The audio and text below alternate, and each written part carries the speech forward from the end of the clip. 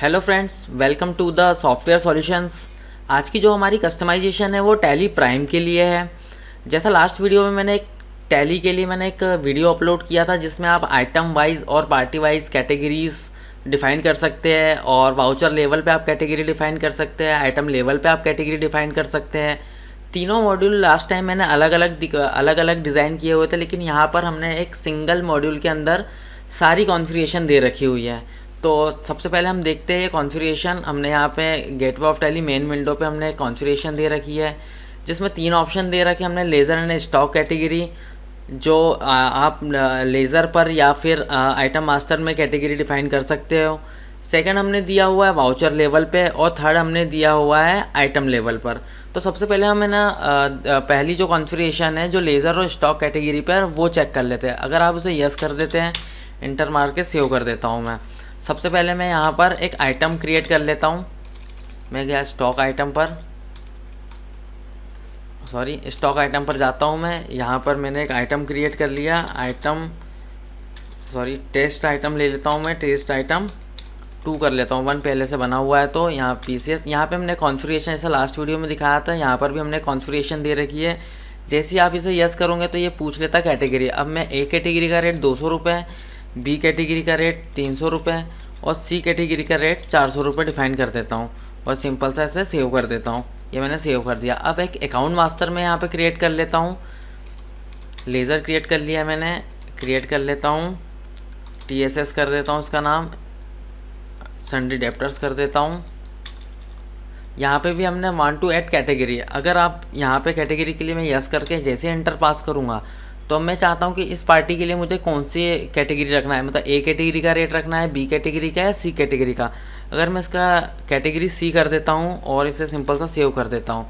Save करने के बाद में जब मैं इसका सेल बिल बनाऊँगा, मैं वाउचर्स पे जाता हूँ, सेल बिल बनाता हूँ इनका। ये सेल आ गया, टीएसएस लिया मैंने, एक्सेप्ट कर लेता हूँ। अब जैसे ही मैं वो आइटम मास्टर, जो आइटम मैंने बनाया हुआ था जिसमें मैंने कैटेगरी डिफ़ाइन करी हुई थी, अब मैंने टीएसएस का जो भी कैटेगरी ली होंगी उसका प्राइस यहाँ पर उठ के आ जाएगा। जैसे ही मैं एंटर मारूंगा ये 400 रुपये आ गया। मतलब मैंने इस पार्टी के लिए सी कैटेगरी ले रखी थी, तो आइटम मास्टर से ये सी कैटेगरी का रेट उठाकर लेके आ गया। तो सिंपल सा आप इस टीडीएल के थ्रू आप है ना पार्टी मास्टर और आइटम मास्टर में कैटेगरी प्राइस डिफ़ाइन कर सकते हो। अब जो सेकंड हमारी जो कॉन्फ़िगरेशन थी वो चेक कर लेते हैं हम। सेकंड जो हमारी कॉन्फ़िगरेशन थी वो वाउचर लेवल पर थी कि आप चाहते कि मुझे सिर्फ आइटम मास्टर में category wise price list fix करना है और मुझे सिर्फ जब मैं सेल बिल बनाता हूँ तब उसी टाइम पर मुझे कोई कैटेगरी डिफ़ाइन करना है कि कोई भी कस्टमर के लिए मुझे आज ए कैटेगरी का रेट प्राइस रखना है, बी कैटेगरी का प्राइस रखना है या सी कैटेगरी का प्राइस रखना है। तो मैं जैसे ही से यस करता हूँ तो आप देख सकते हैं कि फर्स्ट वाली जो वो नो हो जाता है और लास्ट वाला भी नो हो जाता है। मैं इसे सेव कर देता हूँ। सेव करने के बाद में जब मैं सेल बिल पर जाता हूँ, सेल बिल ये गया, मैं टी से पार्टी सेलेक्ट कर ली। जैसे ही मैं पार्टी सेलेक्ट करता हूँ तो ये वाउचर लेवल हो गया। मतलब कि पार्टी सेलेक्ट करने के बाद आप चाहते हो कि जो पूरा बिल बनने वाला है आपका वो किस कैटेगरी में बनना चाहिए, ए कैटेगरी, बी कैटेगरी या सी कैटेगरी। अगर मैं बी कैटेगरी ले लेता हूँ तो बी कैटेगरी का रेट मैंने वहाँ पे जो भी रखा होगा आइटम मास्टर में वो ऑटोमेटिक यहाँ पर उठ कर आ जाएगा। अब मैं यहाँ पे आइटम मास्टर 2 सेलेक्ट कर लेता हूँ। जैसे देखिए आप 300 रुपये आ गया। मैंने बी कैटेगरी का, ए कैटेगरी का रेट 200 रुपये रखा था, बी कैटेगरी का 300 और सी का 400 रखा हुआ था। तो यहाँ पे वाउचर लेवल पर ऑटोमेटिक ये बी कैटेगरी का रेट उठाकर ला लिया। अब हम चलते हैं तीसरे फीचर्स की तरफ जो है आइटम लेवल पर। आप चाहते हो कि जैसे मैं इसे यस करूँगा तो सारे जो बाकी के जो मॉड्यूल है वो ऑटोमेटिक नो हो जाएंगे। मैं यस कर लेता हूँ। अब आइटम लेवल का मतलब ये हो गया कि आप चाहते हो पार्टी आपको वाउचर लेवल पे नहीं चाहिए, आप चाहते हो कि मेरे पास मल्टीपल्स आइटम्स होते हैं। कुछ आइटम मुझे ए कैटेगरी का रेट रखना है, कुछ आइटम से मुझे बी कैटेगरी का, कुछ आइटम पे सी कैटेगरी का। तो वो आप आइटम लेवल वाली कॉन्फ़िगरेशन से भी सेट कर सकते हो। अगर मैं यहाँ पर जाता हूँ वाउचर्स पर, कोई भी पार्टी सेलेक्ट कर लेता हूँ मैं। अब जैसे ही मैं आइटम मास्टर डालता हूँ, आइटम का नाम डालता हूँ, इंटर मारता हूँ तो यहाँ पे मुझसे कैटेगरी पूछ लेता है कि आपको ए कैटेगरी में रखना है, बी कैटेगरी का या सी कैटेगरी। अगर मैं ए कैटेगरी लूँगा तो ए कैटेगरी का रेट उठा लेगा। अगर आप यहाँ पे बी कैटेगरी लेना चाहते हो तो बी कैटेगरी का रेट उठा लेगा। तो सिंपल आप इस मॉड्यूल के थ्रू ईजीली आप आइटम प्राइस को कैटेगरी वाइज मैनेज कर सकते हो।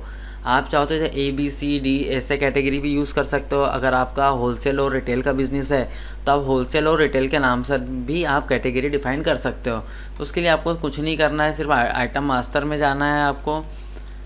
ये आइटम मास्टर में चला गया मैं। यहाँ पे तो पहले से प्री डिफाइंड है। मैं अगर नया आइटम क्रिएट कर लेता हूँ, यहाँ पर टेस्ट आइटम 3 जैसे PCS सेलेक्ट करता हूँ मैं। सॉरी, मैंने यहाँ पर जो कैटेगरी सेलेक्ट कर रखी है वो कॉन्फ़िगरेशन मुझे यहाँ पर यस करना होगा। एक्सेप्ट कर लेता हूँ मैं। अब जैसे ही मैं ऑल्टर पे जाता हूँ, स्टॉक आइटम पे जाता हूँ, क्रिएट करता हूँ, आइटम डाल देता हूँ। अब यहाँ पे देखिए यस करता हूँ। अगर आप होलसेल और रिटेल दो टाइप की बिलिंग चलाना चाहते हो तो वो भी आप यहाँ मैनेज कर सकते हो। होलसेल ले लिया आपने, होलसेल प्राइस का 500 रुपये चाहते हैं आप, इसका रिटेल प्राइस आप चाहते हो 600 रुपये। सिंपल सा आपको सेव कर देना है। अब अगर आप चाहते हो कि मेरे पास कुछ लेज़र्स होते हैं, अब कैश वाली जो पार्टी होती है, आप चाहते हैं कि कैश वाली पार्टी जब भी आए हमारे पास तो उन्हें हमें हमेशा एक कैटेगरी का रेट रखना चाहिए। तो यहाँ पे मैं यस कर देता हूँ, क्योंकि जो कैश वाली पार्टी होती है तो कैश पेमेंट करती है। तो मैंने एक कैटेगरी का यहाँ पे लिख देता हूँ होलसेल, सिंपल सा सेव कर देता हूँ। अब जब भी आप है ना वाउचर्स पे जाके सेल बिल बनाओगे, कैश पार्टी आप सेलेक्ट करोगे तो ये हमेशा एक होलसेल वाला प्राइस उठा के लाएगा। जैसे कि मैंने वहाँ पे फिक्स कर रखा हुआ था कि अगर कैश कस्टमर आते तो उन्हें होलसेल प्राइस रखना चाहिए, आना चाहिए, और जो उधारी वाले कस्टमर आते हैं जो बाद में पेमेंट करते हैं और जिनका पेमेंट ड्यू होता है उन्हें B कैटेगरी के रेट मतलब कि रिटेल का रेट रखना चाहिए।